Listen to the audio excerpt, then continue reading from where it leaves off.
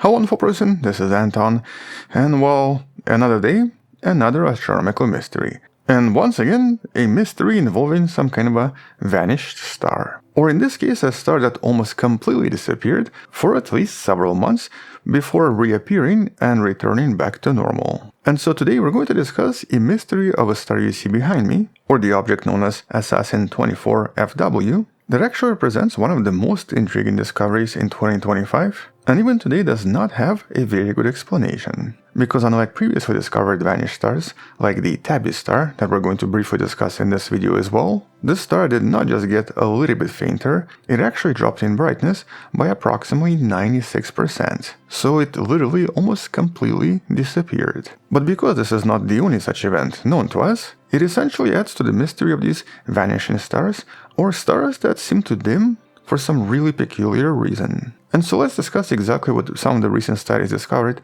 and what scientists now believe might have happened here, and why this particular discovery is actually kind of exciting. And so here the story starts with Assassin, the Ohio State University's all-sky automated survey for supernova. Now honestly, they probably could have come up with a slightly better acronym, but Assassin it is. And the main point of this project is to try to find supernova. It essentially automatically searches the night skies and tries to find objects that suddenly disappeared. And in September of 2024, it flagged something very different. A relatively stable star that was relatively bright before in the constellation of Monaceros. But in this case, the star started to very rapidly dim, and within just 1 month, it reached its minimum brightness of just 4%. And well, it stayed this way until May of 2025. And so for those 8 months, this star resembled a completely different object. We've actually talked about this in one of the recent videos in the description, but this particular study describes all of this in a lot of detail. And here's roughly what this brightness dip looked like. But the biggest mystery here was the fact that this star was not a type of a star that usually goes supernova, because this was just an F-type star, just a little bit more massive than the Sun. It was maybe about 40% more massive than the Sun, and just a little bit hotter. And so these stars are not supposed to do anything like this, which led the scientists to their next question. Okay, so maybe this was something periodic. Did this actually happen before? And apparently the answer was yes. By looking at the historical record, they found that this was not a one-time accident. Here, by going through something known as the Dash archives, which are essentially various digital plates from Harvard University, they discovered another dip in 1981 and then another one in 1937. Which was surprisingly almost precisely 43.8 years apart. And this provided scientists with a very important fact. This periodicity ruled out any event involving some kind of a passing cloud or interstellar gas. And so whatever was blocking the light here was probably orbiting around the star and was most likely physical. So this was not just the star dimming by itself because of some kind of an internal change. And here, before we continue, I actually wanted to briefly mention some other examples with stars doing something very similar that also created a lot of buzz in the news.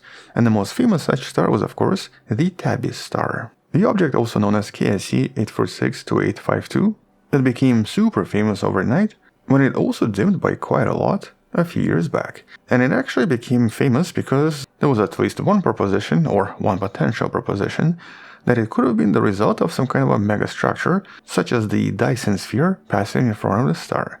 But that didn't last long, because almost right away researchers found signs of this being entirely natural, and actually being the result of a lot of icy particles, very likely coming from various comets. But compared to the Tabby star, Assassin 24 FW seems to be very different.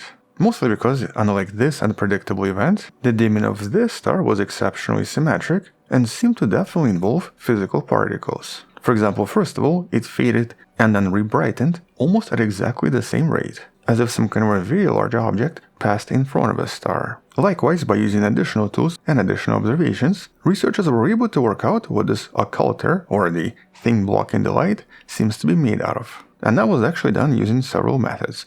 For example, by looking at the polarization, or how much the light is twisted, scientists discovered that the light became polarized by 4%. And that suggested the light was bouncing from something at a very specific angle. And normally, we observe these types of polarization effects from relatively large chunks of ice. For example, big grains of carbon or water ice. So these were not tiny smoke-like particles we usually find in space. As a matter of fact, one of the better comparisons here would be something like the stuff we find in the rings of Saturn, or maybe some kind of a young protoplanetary disk. Likewise, by observing the light coming from the star and by comparing the colors and the overall temperature, researchers confirmed that the light did not change much. And so normally, if the light is blocked by something very tiny, it blocks blue light more than red, which would usually make the star appear much more red. But in this case, all of the colors were blocked equally, implying that this had to involve large particles, at least 20 micrometers in size. Interestingly, this also kind of resembled some other very similar observations from other stars, such as another object known as Epsilon Auriga. This was another very unusual F-star that seemed to be eclipsed every 27 years by some kind of a very large disk, but the overall occultation is just a little bit different. As a matter of fact, here even the star is different because in this case this is a supergiant star, and so the mechanism seems to be just a little bit different, but the overall blocking of the light seems to be the same. And it's also different from some other previous discoveries in the last few years that actually involved what seemed to be colliding planets. For example, one of the events, also discovered by Assassin, involved a sun-like star that also experienced rapid dimming, but in this case there was also an additional excess of infrared emissions, as if the star system suddenly acquired a lot of very hot material, which is now believed to have been the result of a massive collision. You can learn about this event in one of the videos in the description. But in this particular case, for this star system, the overall dimming just seemed to be a little bit too perfect. It seemed to have a period, it seemed to involve a somewhat large opaque object, and it was definitely not just some kind of dust, or some kind of a temporary collision, which is basically why for almost a year now, this remained a bit of a mystery. And that's what this study is trying to solve. Here, Saran Shah and the team you see in this list propose different models that potentially explain what we're looking at. And they essentially settle for one of two potential explanations, both of which are kind of exciting. And let's start with proposition number one, the circumbinary disk. Or basically that this is a binary system, and a system that contains a small companion star, an M dwarf in this case, that seems to be still making its own planets and seems to still contain a planetary disk. But because there is also gravitational interaction between the stars, the disk also possibly wobbles and once in a while can block the sunlight, which seems to happen every 44 years. And because this disk contains a lot of larger particles that are one day going to become planets, it essentially blocks the entire starlight, kind of similar to what you're seeing in this image, which was also the explanation for the Epsilon Auriga as well. And so in essence, there's quite a high chance that this is actually a pretty common phenomenon, but this is the first two times we've seen it in action. But then we have the second explanation that's even just a little bit more exciting.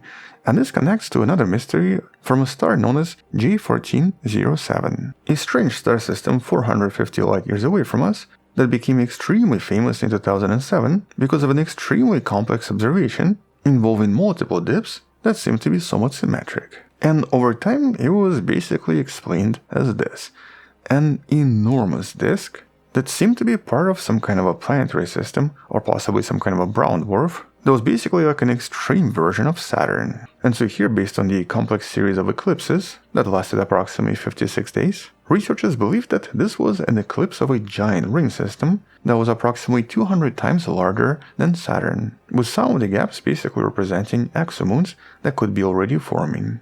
Although, just as a side note, last year we also discussed a potential counterproposition that sort of argues with all of this. You can learn about this in one of the videos in the description.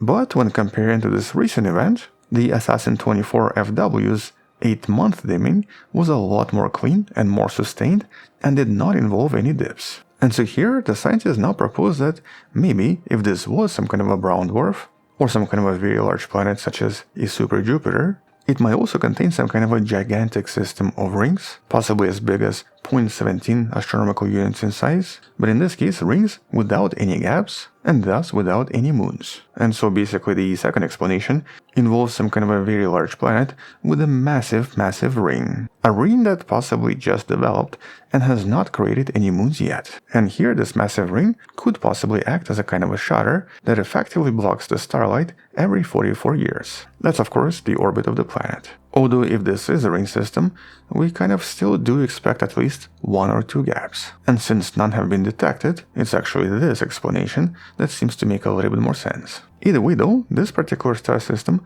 serves as a very important example for some kind of a strange phenomenon that seems to happen around some stars that we still don't really understand. And mostly because here we're finding very large dust particles and very large dust grains, even though the star is already over 1 billion years old. And that's not something we usually expect.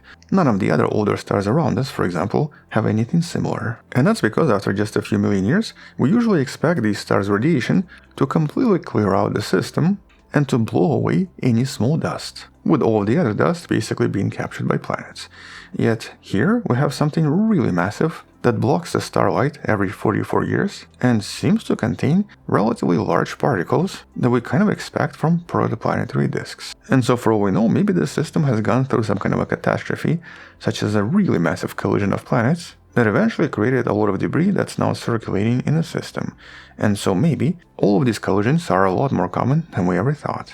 Either way though, at the moment, right now this is still a bit of a mystery, but we do have these additional observations that make it just a little bit more clear. So basically here we know that this is definitely a physical object, and something that's really large enough to cover most of the star for 8 months. But since the dimming has now ended and the star is now back to normal, unfortunately, we're not going to have any new observations for basically 40 more years. And even though astronomers are planning to follow this up with the James Webb and a few other telescopes, mostly focusing on the chemical composition and on trying to confirm the existence of some kind of a partner, unfortunately, we're not going to get any exciting information until the year 2068. That's of course the year of the next eclipse. And so, stay healthy, exercise, and maybe start sleeping better if you want to live long enough to find out what happens here. But the thing is, since these events seem to be pretty common, there's a very high chance that within the next few years, we're going to actually find something else very similar that's going to involve another dimming star in the Milky Way galaxy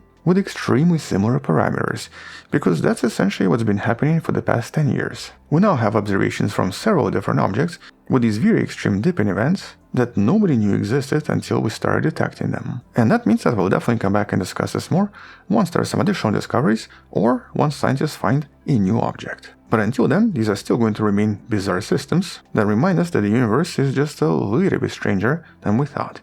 Until then, thank you for watching, subscribe, come back tomorrow to learn something else, support the channel on Patreon where you can find additional videos without any ads and can DM me directly, or by joining the channel membership that grants you early access. You can also support this channel by buying the Wonderful Person t-shirt in the description below. Stay wonderful, I'll see you tomorrow, and as always, bye bye.